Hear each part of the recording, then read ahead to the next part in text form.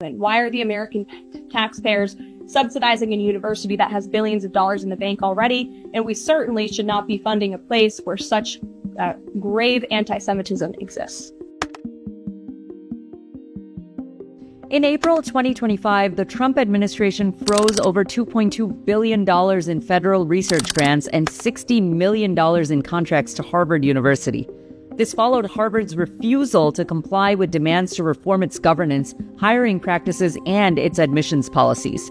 The administration cited Harvard's failure to address anti-Semitism and anti-Israel bias on campus, especially after a university task force report detailed harassment against Jewish students. On May 2, 2025, President Trump escalated matters by announcing plans to revoke Harvard's tax-exempt status, accusing the university of being a political entity with ideological bias. Harvard President Alan Garber condemned this as illegal and warned that it threatened academic independence.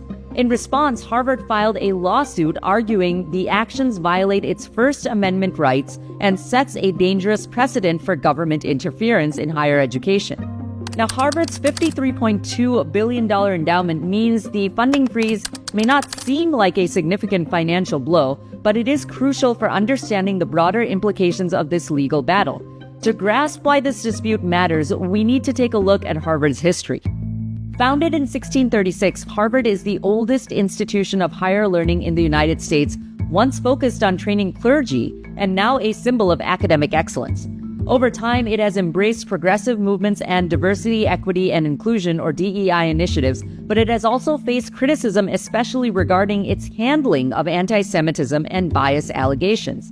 Harvard's reliance on federal funds, $686 million in 2024, shows just how much it depends on these resources despite its vast endowment.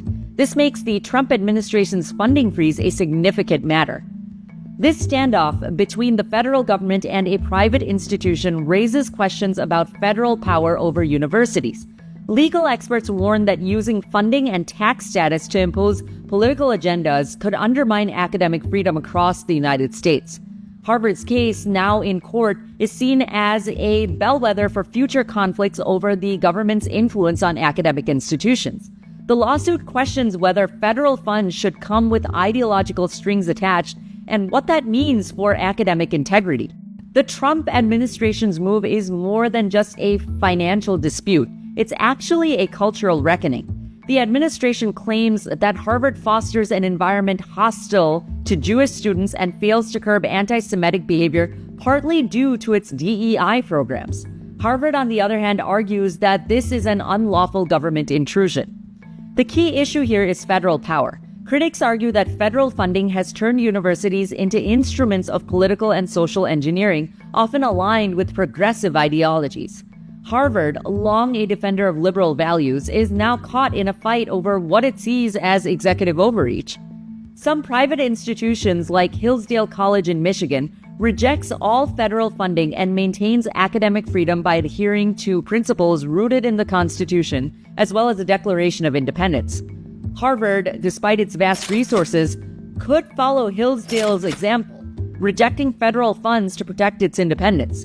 But that would also require it to take full responsibility for governing itself, something that it appears very reluctant to do. In 2021, the Louis D. Brandeis Center filed a complaint on behalf of Jewish mental health counselors at Stanford University. The counselors alleged that the university's DEI program perpetuated a hostile environment by ignoring anti-Semitism and invoking harmful stereotypes. The complaint was filed with the Equal Employment Opportunity Commission and the California Department of Fair Employment and Housing. Also in 2021, 3 white teachers sued the New York City Department of Education, alleging reverse discrimination under the guise of DEI training. They claimed that diversity training sessions included statements implying that white staff should step back to promote racial equality. The case resulted in a $2.1 million settlement, with the court finding evidence that race was a determinative factor in hiring decisions. Now, these cases, both of them, reflect the broader concerns that DEI programs, while well-intentioned, may sometimes contribute to an environment where discrimination against certain groups can occur in the name of promoting diversity. In light of mounting pressure and the ongoing legal dispute, Harvard has made several concessions to the Trump administration. First, the university announced changes to its DEI programs, vowing to better address anti-Semitism on campus and reevaluate certain policies deemed politically biased. The outcome of this ongoing legal and cultural battle may reshape the future of higher education in the U.S., with significant implications for the role of government in funding as well as regulating academic institutions. For NDTV, this is Priyanka Deo signing off. Namaste.